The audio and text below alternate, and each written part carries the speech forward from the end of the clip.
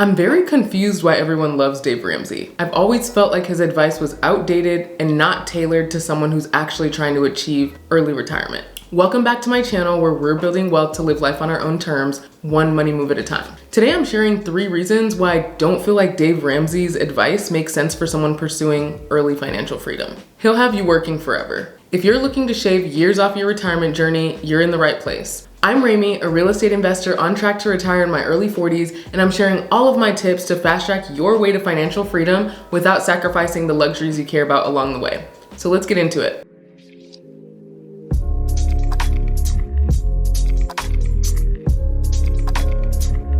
So the first reason why I feel like you should not listen to Dave Ramsey's advice is he thinks all debt is bad. Now we know that the wealthiest people leverage debt to make even more money. But Dave Ramsey believes in paying cash whenever possible and paying off debt as quickly as possible. He believes that if you have extra money, you should throw that at any and all debt. Now, I think he's right if you have high interest debt. So for instance, my credit card interest rate is 22%. If I rack up debt there, I'm gonna wanna pay it off as quickly as possible. But not all debt is created equally. If the interest rate on your debt isn't more than 8%, you're actually probably better off paying off that debt while simultaneously investing for the future, because the returns that you'll see investing are probably equal or greater to that interest rate. Otherwise, unfortunately, you miss out on years of compound growth potential, and the opportunity cost of paying off your debt without focusing on investing is not increasing your net worth, which means it's gonna be harder for you to retire early. Let me give you an example.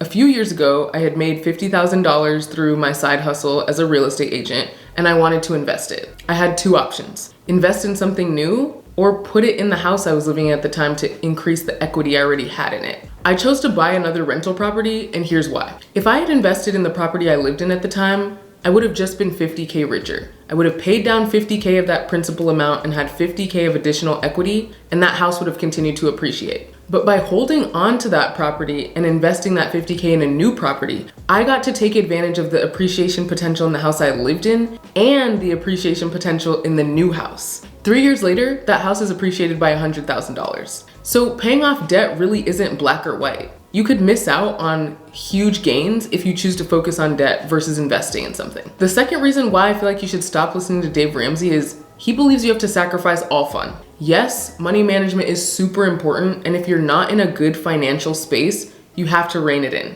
But financial freedom is a marathon, not a sprint.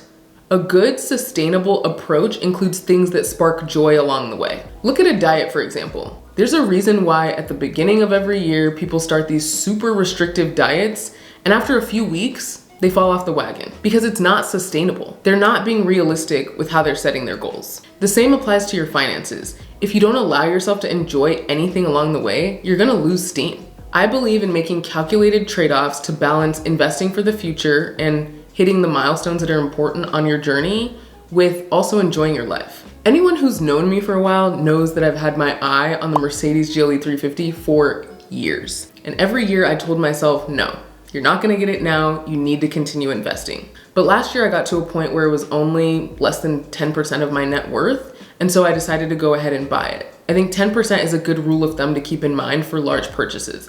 If it's more than 10% of your net worth, you don't need it now. But Dave Ramsey would have told me not to buy that car at all because of depreciation. Yes, that's true. A car is not an asset. But if I don't celebrate my milestones along the way by buying things that bring joy, then I'm gonna lose momentum for the journey. Life is too short not to bake in some fun along the way. I believe in balancing my long-term goals with short-term rewards. Now, I'm not telling you to go buy a brand new car if you can't afford to.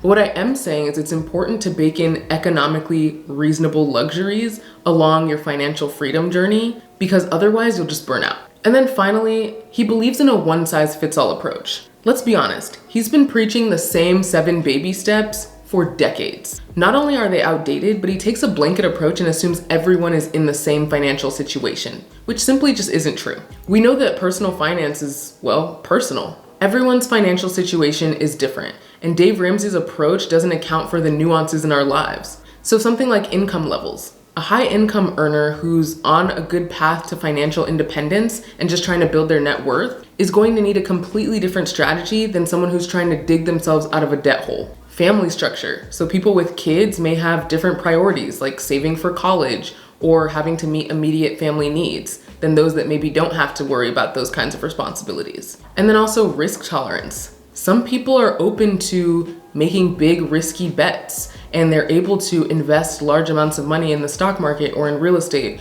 whereas others may want to take more of a conservative approach and stay debt-free. There's so many nuances to consider, and Dave Ramsey's approach does not account for them. Getting caught up in Dave Ramsey's advice can make you miss out on a ton of opportunities to build your net worth. It's important to take what he's saying with a grain of salt. Now, I'm not saying that his advice doesn't work for some people, right? But you have to understand that everyone's situation is different, and his advice may not be tailored to what you actually need. I like to say that he's good at getting people to zero. If you're really trying to get out of debt, then maybe Dave Ramsey's approach is the right approach for you.